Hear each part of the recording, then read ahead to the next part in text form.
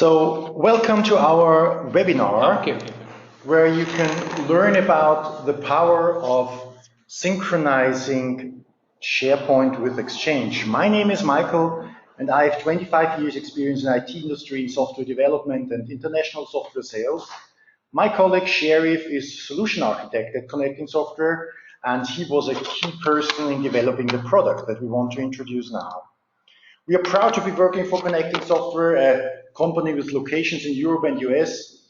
We were Microsoft Partner of the Year finalist, and we are providing a platform and products for all of your integration challenges. We are a bunch of young people enthusiastic about synchronization and integration, coming from 10 different countries, working together on our product portfolio around Connect Bridge.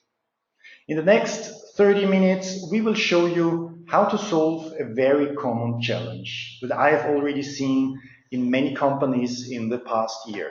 And this challenge is about team collaboration. We often see the contradiction of team collaboration in Microsoft environments. So either having full control over project-related information within SharePoint versus letting your team use their preferred productivity tools. So either forcing people to change their habits about tooling or facing a chaotic project management. And we are solving these contradictions. So what are the motivations for people using such a synchronization tool? And we see typically two motivations why you want to synchronize between SharePoint and Exchange. First, organizations want to make SharePoint the central collaboration platform. They want to remove barriers for people to use SharePoint as the first tool that people start in the morning when they start to work. They should use Outlook for the very individual organizations, but everything that concerns other people in the company should be on SharePoint to have the information accessible for relevant colleagues. In theory, that makes totally sense. In reality, this works rarely. People love their email client, and while they are complaining about receiving too many emails, they are forwarding 10 others instead of storing information centrally. While it is a cultural challenge to change habits, the main reason is indeed deep technical. People today do not have all their information in SharePoint available for solving their communication and collaboration needs. The second motivation is to manage projects in SharePoint while enabling people to use any client tool they want for projects and collaboration. Sometimes it's simply not possible to force the involved people to a certain tooling for various reasons. Maybe they are external, they are bound to specific devices or have limited connectivity or whatever. So let's have a look at an example. Imagine the company ACME, the Austrian company manufacturing everything. And let's see, there is Peter. Peter is a project manager, and he's very excited to start a new strategic project named Alpha with 4 of his colleagues. And the company has a very clear strategy and process how to organize projects and collaboration, and SharePoint is the tool of choice. So great is Peter's first reaction. He knows that SharePoint is perfect for centrally managing information around projects. It allows to manage a team, calendar, and tasks that can be assigned to others. But he's also a bit concerned, as his team members did not use SharePoint yet on a daily basis, like Anna. Anna is the marketing manager, and she plays a significant role in this project. She never really used SharePoint before. She uses Outlook calendar and tasks to organize her business and even private life. Anna has a 45-minute train ride every morning where she uses her mobile phone to prepare for the day, organizes her calendar, and reviews her tasks. So Peter is preparing the SharePoint site for the project to start. He creates a great document and page structure and task lists for his team members. And before organizing a kickoff meeting for the project, Peter identifies some tasks that should be done before the team will meet face-to-face for the first time. Peter creates them in SharePoint so every team member can see them, but will they really see them? He meets Emily on the hallway next day, asks her if she was aware of them, but she just promised to look into SharePoint maybe tomorrow because she's so busy at the moment. Peter is scheduling a kickoff meeting. He invites Anna, Emily, Grady, and Irvin, and he thinks Tuesday before noon seems to be a perfect time slot for him. They could go for lunch afterwards, but will the team members be available at the time? He cannot see any free time info in SharePoint. So Peter starts to get a bit desperate. How can people work together on SharePoint with all relevant information and possibilities, including those who are in Outlook? He was enthusiastic about planning the project using SharePoint. It was supposed to be a perfect collaboration platform, but exactly this collaboration seems not to really work out. So he asks his IT department for help on that, and Alex, the smart sysadmin, finds a great solution for him. And this is CB SharePoint Exchange Sync. This is a solution that synchronizes calendars, tasks, contacts, emails between SharePoint and Exchange server. So it took maybe 1 or 2 days to set everything up in the local environment. And now Peter can smile again because his SharePoint site has some additional features that make the team collaboration really work out.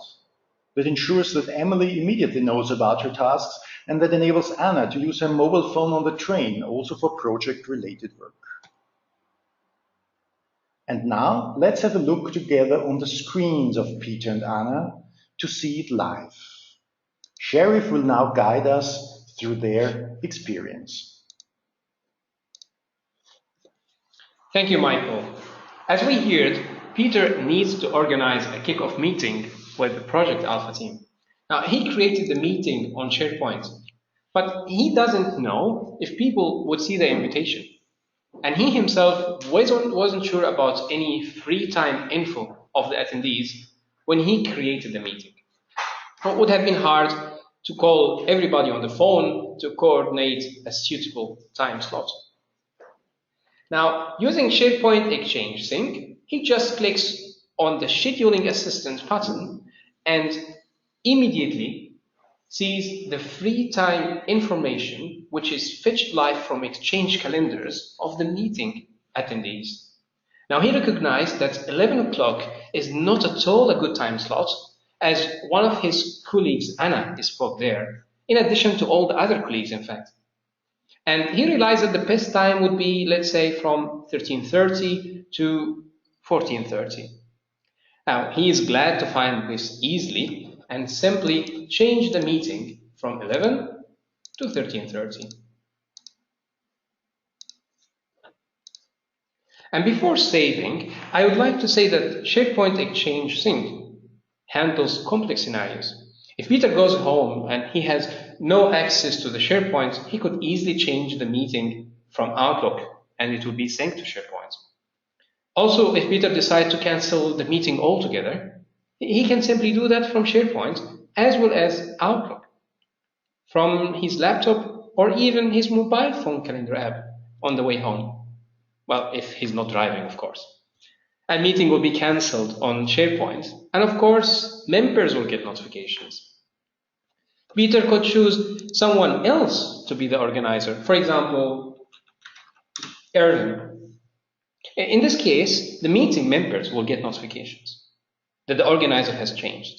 Meeting will stay in SharePoint, but will be deleted from Peter's Outlook and created in Erwin's Outlook. Now, Peter is going to be the organizer for this meeting, so let's delete Erwin from here, and let's save this meeting invitation. Next, Peter wanted to ensure that everyone comes to the meeting prepared. So he created some team tasks. The tasks are already created on SharePoint, and he assigned them to the people, but nobody saw them. Nobody even worked on them. People spend more time on their Outlook than on SharePoint. Now, with SharePoint Exchange Sync, those tasks are easily synchronized to each member's Outlook calendar or mail client or even mobile phone app by a single mouse click. Exchange Sync. And before I save, I would like to say that all those important task details, like the start date, the end date, the percent completed, description, priority, and task status, all these important details are synchronized from SharePoint to Exchange and vice versa. Great. Now let's save and close this task. Now let's visit Anna. Let's have a look on Anna's Outlook. Now, as you can see, Anna uses her Outlook for business as well as private items as well. As you can see, Anna is busy from 11 to 13 as she has a doctor appointment. And she's also busy from 16:30 till 17 as she will pick up her son from the school. Now, Anna marked those two items as private, which means that SharePoint will see those items as busy, but for privacy reason, no details are synchronized. Now, Anna also sees an invitation from Peter for the kickoff meeting. Of course, no surprise, it's a suitable time slot where she is free. And she immediately accepts the meeting and sends the response back to Peter. Now, when Anna looks at her Outlook, she also realized that she has a new task in her task list called Create Communication Plan. Now, Anna opens the task and she sees what she has to do, and she started to work on the task. And after she finished 50% of the task, she can't continue anymore because she is blocked waiting for this list of partners from Peter. So she writes a note about this in the task.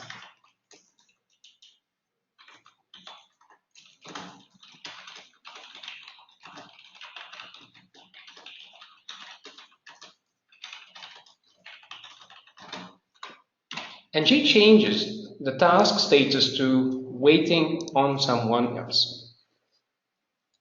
And she saves the task. Now, of course, she had done those things from her laptop using her Outlook, but she could easily do it also from SharePoint or her mobile phone on the way home. And her updates will be synced. And this is possible thanks to the fact that SharePoint Exchange Sync is a server-to-server synchronization. Now, back at Peter's side.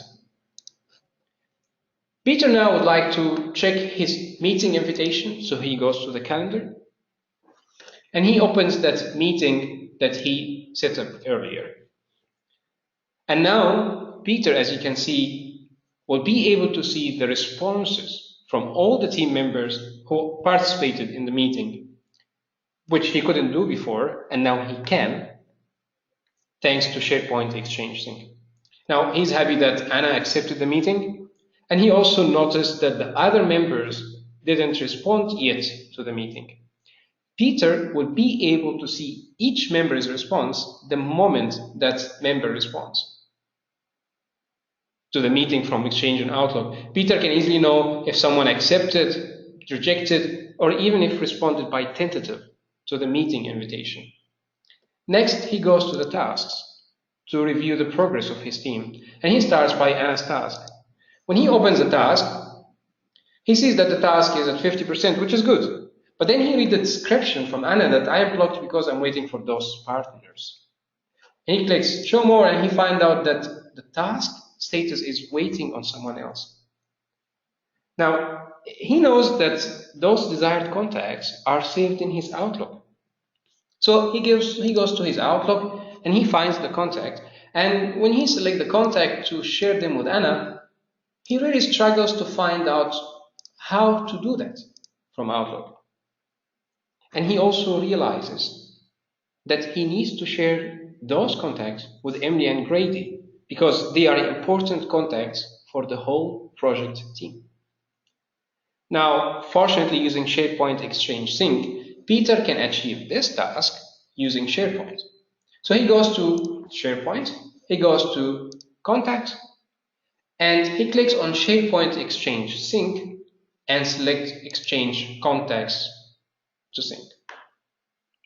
The window will give him a list of all his contacts from Outlook.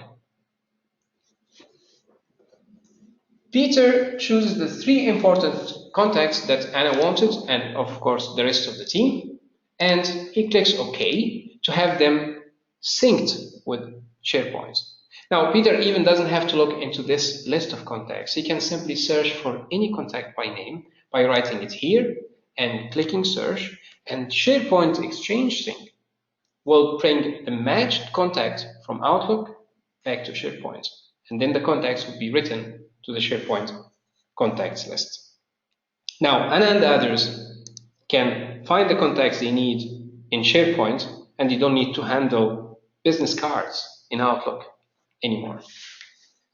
Peter goes back to the task, and he changes the status of the task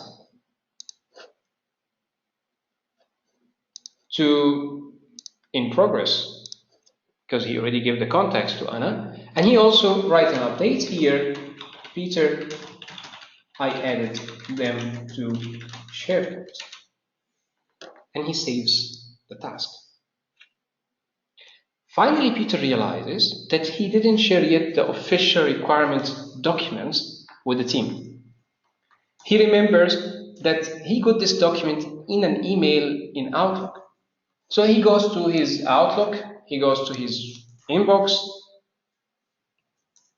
and he starts searching for this email, and finally he finds this email, and he clicks here to forward the email, and he starts typing Anna, and then he says stop. What a pain for people to get lost in hundreds of forwarded emails. We decided to use SharePoint as a center place for all information around the project. And this also includes emails. So he decided to do it the SharePoint Exchange Sync way. So he discards this email, and he goes back to the SharePoint. He clicks on Documents, and he clicks on SharePoint Exchange Sync, select Exchange Emails to Sync. He clicks on Inbox, and from there he will see a list of all the emails he has. He will choose the project requirements email that Anna was looking for, and of course the rest of the team, and he clicks OK to have that email written to the SharePoint Documents library. Now, as we said before also, Peter doesn't have to look into this list at all. He can easily search for any email by the subject of the email and click search. And the service will search for this email in Outlook and bring it to SharePoint. And once this email is written to the SharePoint document library, any member who has access to the SharePoint can easily click on this email, download it, to see the entire conversation and communication and even the attachments while staying still in SharePoint. So far, so good for single emails to share. But he also has that external project partner that sends regular emails which are important for everyone working in the project. Peter decided to be more efficient. So he decides to do it in the SharePoint way by clicking on SharePoint Exchange Sync, and this time click on Select Exchange Emails Folders to sync, which opens a window, and now he will not see emails anymore. He will see folders coming from his mailbox in Outlook, and now he can choose the folder where all the emails coming from that partner are saved.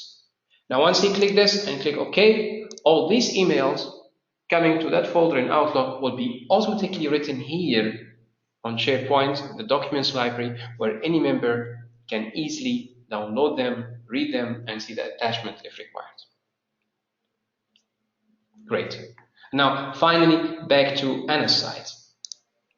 Now, Anna, while working on the task, she found out that the task was updated by Peter, because now it's in progress. She sees that actually Peter have a link to the task on SharePoint automatically here, and also she reads that Peter already added those contacts to the SharePoint. So she clicks on the link, and there she goes to SharePoint. She logs into the SharePoint, and she can see the task there on SharePoint, and she can continue her work there on SharePoint. If she needs to access these contacts, she can easily click on contacts and she can see those contacts were imported or synchronized by Peter. And without realizing, Anna found herself using SharePoint as her main platform. And Peter is happy that he can manage his team using the power of SharePoint. And soon, the team changed their habits and started their day by opening SharePoint first in the morning. That's thanks to the fact that all their needed data are there in one place. With this, I would like to conclude the story, the happy story of Peter and Anna, and back to you, Michael. So thank you very much, Sheriff. Let me recap what we just saw here. So we saw at the beginning two different worlds. SharePoint mainly used for managing projects, and Exchange Outlook for personal productivity of the people. On SharePoint, we have project-related calendar, tasks, email contacts, and we have the people with their individual calendars and tasks and emails and contacts on the other side. Now let's have a technical view on the solution. The project calendar got synchronized so you can see free time info and invitee status. Tasks could be assigned to people who saw them immediately in the preferred email client. Contacts were synchronized from Exchange to SharePoint to be accessed by all colleagues. And even emails were imported into the document library of SharePoint. So this way you can share important mails to all team members at once. Be aware that those synchronizations are done on the server side. So people can see them instantly on their mobile phones, standard apps for calendar and tasks also. So that's a technical view, but the strategical view looks like this. Using the synchronization enables SharePoint to have access to all relevant data for collaboration. And this way, SharePoint can be made the tool number one that the people open in the morning. Because you have the data, you have the information, and you have the options for collaboration inside the tool, and you do not need to switch between Outlook and SharePoint that often. So we had before this contradiction of either having full control over project-related information within SharePoint versus the team using one preferred client to organize the work, but now this is not anymore a contradiction. So both is now possible, having either SharePoint as the number one tool or combining SharePoint and Outlook with full synchronization. And this is our product CB SharePoint Exchange Sync, the solution to synchronize calendars, tasks, contacts, and emails between SharePoint and Exchange Server. And with that, I would like to open up for questions. Please ask us whatever you want to do. Maybe some questions we can handle right now. For more complicated questions, we would be happy to have a separate discussion and we can come back to you. Contact us at office@connectingsoftware.com by email or visit our website. And now let's please open the lines for any questions that you have. Thank you.